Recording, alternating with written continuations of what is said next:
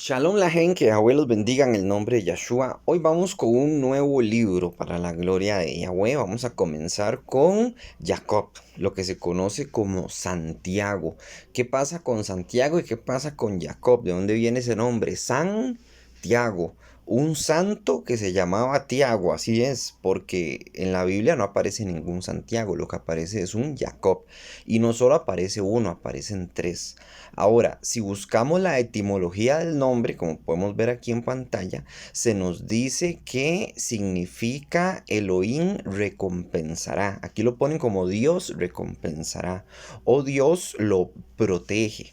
Entonces, de nuevo, no vemos ningún Dios dentro de la palabra Jacob y tampoco vemos ningún Elohim en el nombre. Lo cual es información confusa porque si uno busca la definición de Jacob, significa suplantador o el que agarró el talón. La deformación del nombre Santiago viene de San, sí, de santo, y de Iago, que es otra deformación del nombre de Jacob. Entonces, como que ha perdido, al menos en el español, su significado. Si lo buscamos en el hebreo, tampoco vemos que hay un Yod-Hei, como para decir que ese ya viene de Yahweh. Puede que provenga de otro lugar o de otra palabra para ser más específico. Ahora, en el Tanaj tenemos tres Santiagos. Tenemos a Santiago, hijo de Zebedeo, hermano de Juan el apóstol.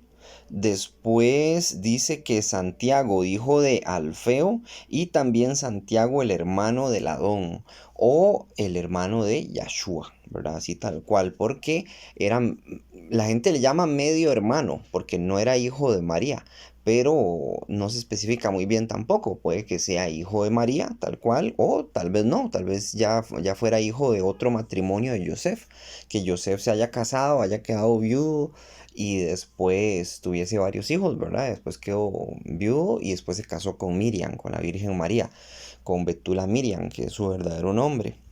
Se cree que el que escribió todo esto es, bueno, Jacob, no Santiago, ¿verdad? Jacob y hermano de, o medio hermano de Yahshua.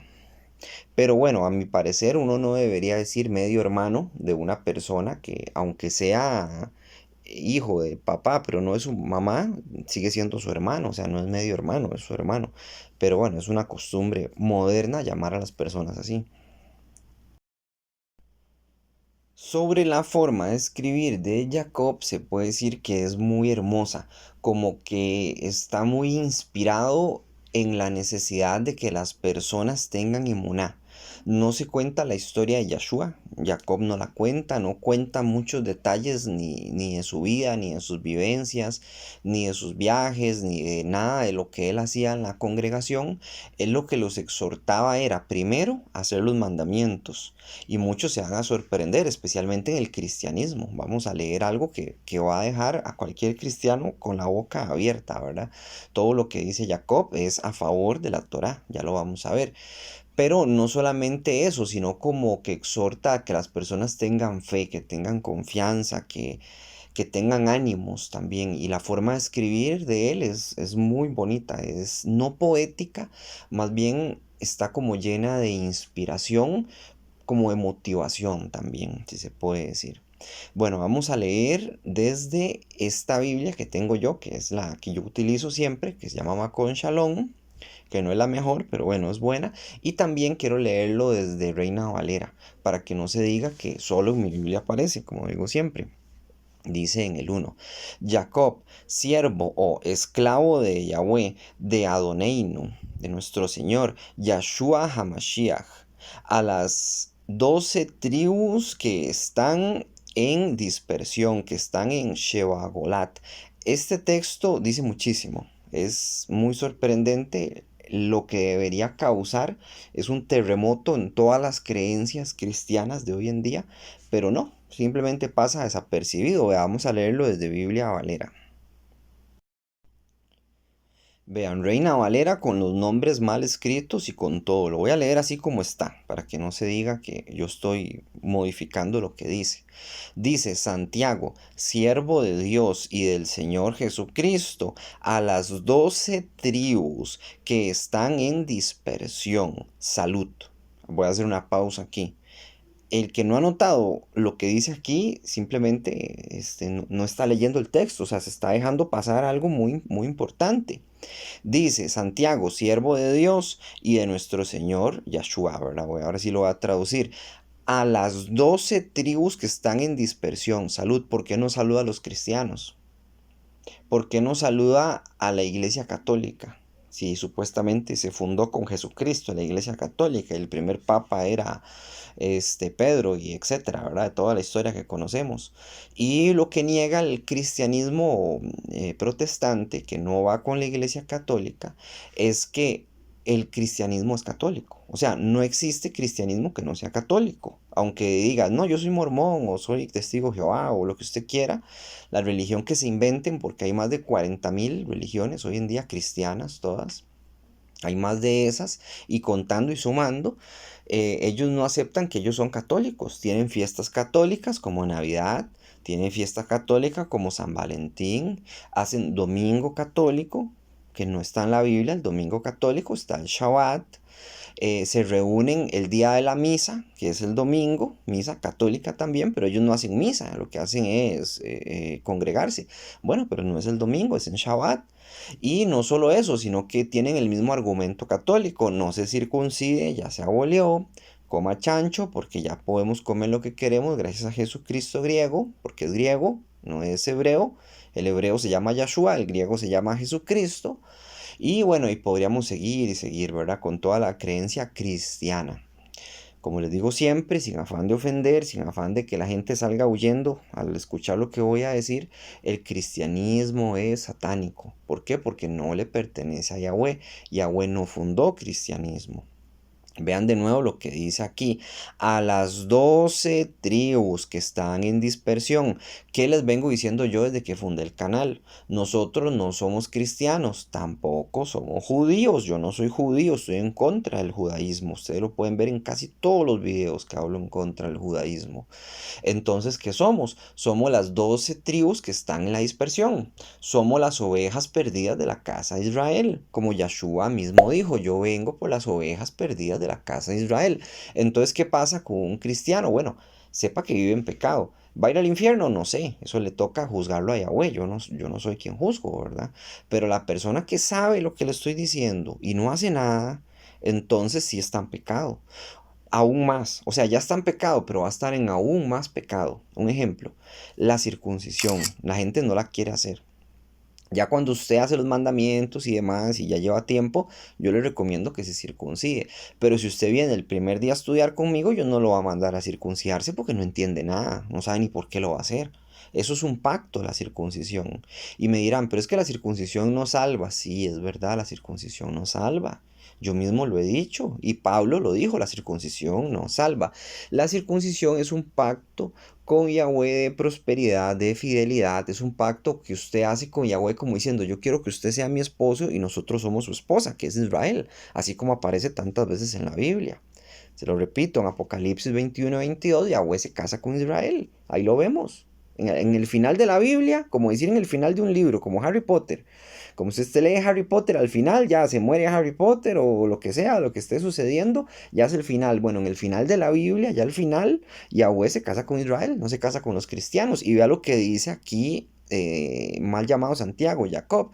Dice, a las 12 tribus que están en la dispersión, salud, un saludo les está mandando. Entonces, vamos a ver algo que leí que me hizo mucha gracia, vean. Antes de comenzar con el libro de Santiago de Jacob, yo estaba investigando cosas para saber un poco más al respecto y estaba conversando con una hermana y me mandó un estudio de un cristiano, porque ella dice que le gusta saber qué dicen los demás. Y yo creo que tiene razón, ¿verdad? A ver qué piensan las demás personas sobre alguna cuestión, sobre algún texto. Entonces me mandó un estudio de una página cristiana, Y el que hizo el estudio dice esto, a las 12 tribus. A lo que se refiere Santiago con la referencia de las 12 tribus es difícil de entender, dice el cristiano. O sea, no puede comprender por qué Jacob saluda a las 12 tribus y supuestamente se abolió la ley y se abolieron las 12 tribus, ¿verdad? Según lo que dice el cristianismo. Va de nuevo, a lo que se refiere Santiago con la referencia de las 12 tribus es difícil de entender. ¿Está Santiago escribiendo una carta solamente a los cristianos con un trasfondo judío o a todos los cristianos? No, no le está escribiendo ni a los cristianos ni a los cristianos con un trasfondo judío porque no existían los cristianos.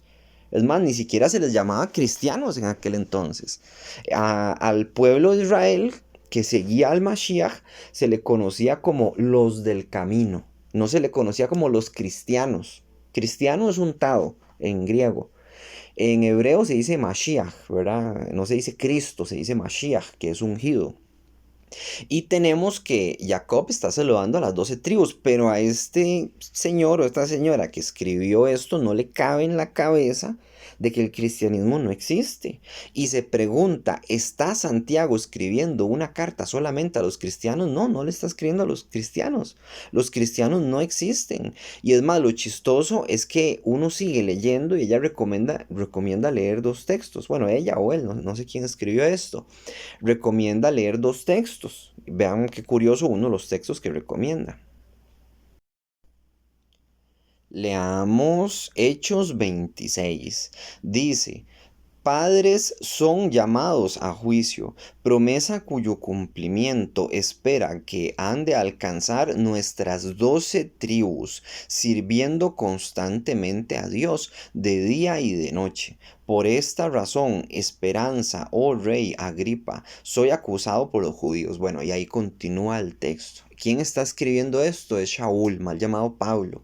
Pablo, el que abolió la ley. Pablo, el enemigo de las promesas de Yahweh que dijo que se abolieron. Pablo nunca dijo eso. Pablo nunca abolió la ley. Pablo nunca fue un pagano. Pablo nunca estuvo en contra de Yahweh. Pablo nunca se llamó Pablo, se llamaba Shaul y era un israelita. Y vea lo que dice. Promesa cuyo cumplimiento esperan que han de alcanzar nuestras 12 tribus, sirviendo constantemente a Elohim de día y de noche. Bueno, ahí pueden buscar el texto y leerlo con más detalle, pero el punto es que Shaul no habla de cristianos tampoco. Dese cuenta que en la Biblia no hay cristianos, aunque le duela, pero es mejor que le duela ahora, que acepte la realidad y no en el juicio final, que le duela un montón por no haber hecho lo que tenía que hacer, que hoy en día siga en ese letargo, ¿verdad? En este sueño profundo en el que están tantas personas que deberían despertar ya. Se sospecha que el que escribió esto es el hermano de Yeshua, el hermano sanguíneo de Yeshua, que ese es Jacob, ¿verdad? Todo esto que estamos leyendo. Bueno, vieron qué introducción más larga, pero era necesaria. Yo ocupaba que ustedes vieran esto para que se lo expliquen a otros y que ustedes le tomen screenshot también a todos estos documentos y que se hagan una carpeta donde diga, somos cristianos, somos 12 tribus y vayan metiendo textos, evidencia, evidencia, evidencia, evidencia. Y el día que alguien los ataque a ustedes, ustedes agarran su celular, lo sacan, abren la carpeta que dice Israel o cristianos y empiezan a leer evidencia, evidencia, evidencia, evidencia, a ver si alguien se despierta. Y si no se despierta, no es culpa de ustedes. Ustedes hicieron lo correcto en estar preparados. Y se lo memorizan mejor todavía, ¿verdad? Le abren la Biblia de ellos mismos y se la leen. Con la misma Biblia de ellos en mano se la leen para que las personas despierten. Ahora, tras esa introducción tan larga, vamos a comenzar ahora sí con la lectura. Entonces dice en el 2, Ajín, hermanos, Ajín míos en Mashiach, tened por Sinja Gedolá, por gran alegría. Gedolá, grande, Sinja, alegría.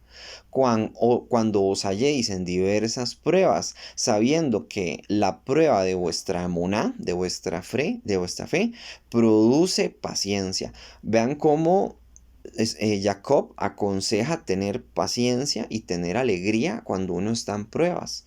Las pruebas nos llegan a todos todo el tiempo y Yahweh nos va a probar a ver si nosotros somos de verdad, o sea, si realmente lo ponemos a él de primero o lo ponemos de segundo o de tercero o tan siquiera lo tomamos en cuenta. Sepan que Yahweh es muy clemente, aunque usted no lo tome en cuenta, aunque usted vea a alguien que diga, mire esa persona, pero ni piensa en Yahweh nunca, pero qué bien vive económicamente. Yahweh tiene clemencia, Yahweh tiene promesas y talentos para todo mundo diferentes. Ponerles un ejemplo. Tal vez ustedes ven a una persona que no ama a Yahweh, un vecino, un amigo o lo que sea, para nada, pero que le va muy bien económicamente. Entonces, esa promesa ustedes no la conocen. Esa promesa que Yahweh pudo haber hecho con el abuelo de él, o con el papá de ese amigo suyo, o hasta con el mismo vecino de ustedes, Yahweh tal vez le prometió tenerlo así, ¿verdad? En esa buena condición económica, hasta de salud también. ¿Por qué? Porque eso fue algo que Yahweh le entregó a él por amor a esa persona X. Pero a ustedes no. A ustedes no tienen esa promesa. Ahora les digo una cosa, si ustedes hoy en día fueran millonarios o tuvieran de todo lo que añora su corazón, hubieran buscado de Yahweh, hubieran llegado tan siquiera a este minuto de este video, es probable que no, y se los digo por vivencia propia. Si yo hubiese tenido todo lo que yo quería, yo no hubiera buscado Yahweh porque no lo necesito. Por eso tal vez se habla tan mal de los ricos en la Biblia, no porque los ricos sean malos, más bien están bendecidos con esa riqueza. Depende cómo hayan conseguido, por supuesto. Pero tal vez se habla mal de los ricos porque ellos en su corazón no necesitan a Yahweh, entonces no lo buscan. Y eso es una maldición. Satanás, ustedes han visto cómo Satanás prospera al borracho para que pueda seguir tomando. Dígame una cosa, ¿cómo hace un borracho para emborracharse si no le alcanza?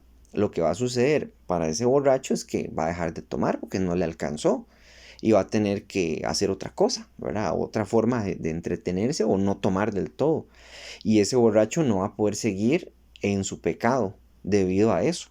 ¿Cómo hace el que paga en el prostíbulo para poder pagar si no le alcanza? No va a poder pecar. Entonces Satanás prospera hasta la gente mala también, para que puedan seguir haciendo su maldad.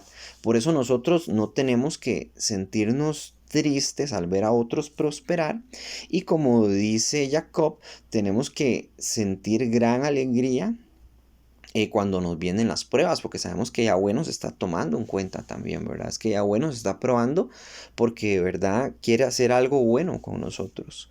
Entonces, no se desanimen desde ese punto de vista. En el 4 dice, mas tengan la paciencia su obra completa, para que seáis perfectos y cabales, sin que os falte cosa alguna. Y si alguno de vosotros tiene falta de sabiduría, de Jotma, pídala a Elohim, el cual da a todos abundantemente y sin reproche, y le será dada. Ok, este texto es muy importante porque realmente hay personas que no tienen Jotma, o sea, que no tienen esa sabiduría. Y es algo que yo pedí en algún momento también. Yo leí este texto hace muchos años y le pedí a Yahweh, dame sabiduría para entender lo que estoy leyendo porque no entiendo nada. O sea, si usted quiere que yo lo busque, yo necesito esta sabiduría para yo poder encontrarlo. Y de verdad me la dio, ¿verdad? Conforme iba leyendo, yo leía y yo no entendía nada. Si alguien me está viendo y está comenzando, sepa que tiene que comenzar desde Génesis e ir poquito a poquito hasta llegar a Apocalipsis, en orden, como tiene que ser. Pero mientras va leyendo, si no entiende nada, no importa, usted pídale todos los días a Yahweh conocimiento, conforme va leyendo y va a ver que va a ir entendiendo y entendiendo, porque no es del que lee mucho, ni del que se esfuerza, sino más bien es del que Yahweh le da esa bendición de comprender. Y esa bendición de comprender viene también obviamente con estudiar, ¿verdad? O sea, hay que leer, hay que buscarlo, hay que orar, hay que etcétera, y cumplir con los mandamientos. Entre más mandamientos cumpla usted, más entiende. Y entre menos cumpla, más velos tiene en sus ojos que no le permiten comprender nada.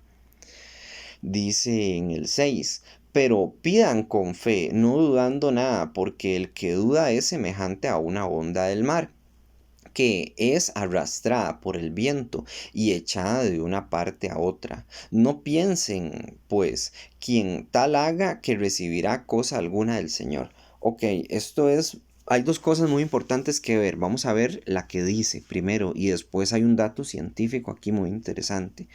Dice así, pero pidan con fe, no dudando nada. Es cierto que nosotros no tenemos esa fe que mueve montañas. Y deberíamos, o sea, si tuviéramos esa fe, nosotros podríamos hacer las mismas cosas que hacían los apóstoles, que hacían los profetas, que hizo Moisés cuando dividió el mar. Bueno, fue Yahweh que lo dividió, pero él pidió y así fue, ¿verdad? Porque fue Yahweh quien lo hizo. Por supuesto, todo es con el poder de Yahweh, no con el poder de la palabra nuestra, sino primero con la voluntad de Yahweh.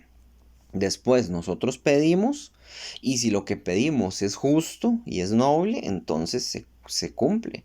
Pero si es una petición, pues que viene con maldad, pues no, ¿verdad? Es posible que Yahweh no nos ayude. Entonces ese es el consejo de Jacob, nos está diciendo, pidan con fe, no dudando nada, porque el que duda es semejante a una onda de mar. ¿Qué pasa con la onda del mar? Que el agua va y viene, ¿verdad? Tiene una fe que sube y baja, que no está estable, y eso es una persona de doble ánimo, como él más adelante nos va a explicar, que es una persona que no tiene una fe plena, realmente es una fe pues débil. Y esa fe débil, eso es algo que sí tenemos que desarrollar nosotros. Sí podemos pedirle a Yahweh, ayúdame a tener más fe, no lo voy a negar. Le podemos pedir todas esas cosas, pero sí es algo que yo siento que sí tenemos que esforzarnos nosotros. Yahweh nos da todo. Yahweh hace llover, nos da casa, nos da abrigo, nos da comida. Él hace todo. Todo, hasta las fuerzas que nos da son de Él. Hasta el trabajo que tenemos le pertenece a Él. El aire que respiramos, todo le pertenece a Él. Pero nosotros yo siento que sí debemos poner de nuestra parte en ese sentido de tener fe, o sea, de confiar en Él. Pero para tener fe también hay que tener conocimiento. Y el que no estudia, el que no conoce la palabra, el que no hace los mandamientos, no puede tener fe. Se le va a hacer muy difícil. Ahora, ¿cuál es el dato científico? Vea lo que dice aquí. Es semejante a una onda de mar que se arrastra por el viento y echada de una parte a otra. Veamos. Yo hace mucho tiempo había observado, como todo mundo, que hay olas en el mar, ¿verdad? Eso todo mundo lo ha visto.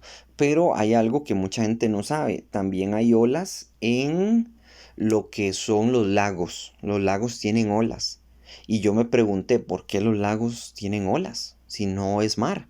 Entonces empecé a buscar por internet qué era lo que causaba esas olas, porque yo nunca me había sentado a razonar de dónde es que vienen las olas. Yo pensé que era, pues, el agua simplemente que se movía desde abajo, algo la impulsaba, o era un movimiento perpetuo, continuo, ¿verdad? Un ir y venir, pero no entendía de dónde era que venía. Y resulta que lo que mueve el agua es el aire. El aire, como no tiene resistencia, como no hay montañas, no hay árboles, no hay nada en el mar es una gran masa de agua plana, entonces el aire empuja el agua desde una distancia muy larga y la va empujando muy levemente hasta que se hace una ola. Hay olas muy grandes cuando hay mucho viento. Entonces así es como se forman las olas, pero yo no sabía, yo tuve que buscarlo por internet. Y este no es un conocimiento que todo mundo tuviese, es un dato científico. Y resulta que yo me puse a buscar quién fue el que lo descubrió y vea lo que encontré. Dice así, la primera persona en entender que las olas se generan por el viento fue John Stuart, un científico británico, quien en 1841 formuló la teoría del empuje del viento para explicar la formación de las olas. Su teoría, que luego fue desarrollada y confirmada por otros científicos, establece que el viento transfiere energía al agua creando las olas. En 1841, imagínense. Hace apenas 184 años se descubrió cómo era que se hacían las olas. Pero en la Biblia, en el Tanaj, en el Brit Hadashah, tenemos que ya se sabía. Esto es un dato científico muy avanzado. sea porque alguien más le transfirió esa información a Jacob o fue Yahweh mismo el que se lo explicó de dónde es que vienen las olas del mar. Él está explicando que el viento es el que empuja las olas del mar. Y resulta que los científicos desde esa era hasta la nuestra no sabían, no supieron.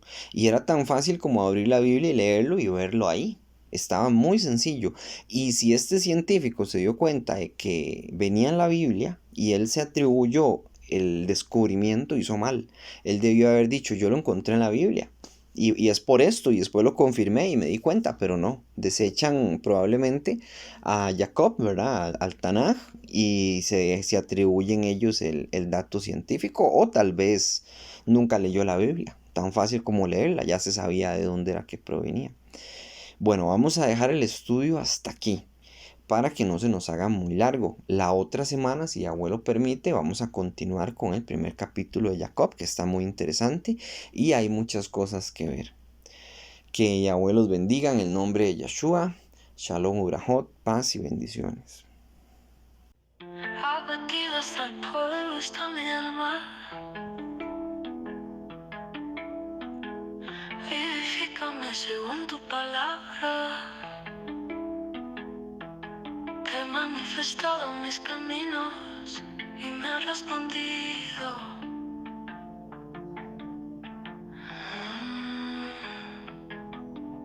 Enséñame tus estatutos, hazme entender el camino de tus mandamientos para que medite en tus maravillas. Se deshace mi alma de ansiedad. Susténtame según tu palabra.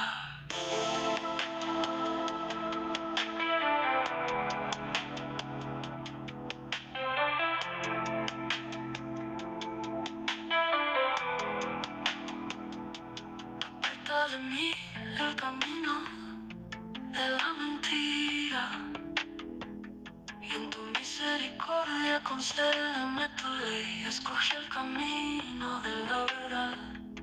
He puesto tus juicios delante de mí. Me he pegado a tus testimonios, oh Adonai. No me avergüences, por el camino de tus mandamientos correré cuando ensanches mi corazón. Enseña con la verdad, el camino de tus mandamientos correré cuando ensanches mi corazón.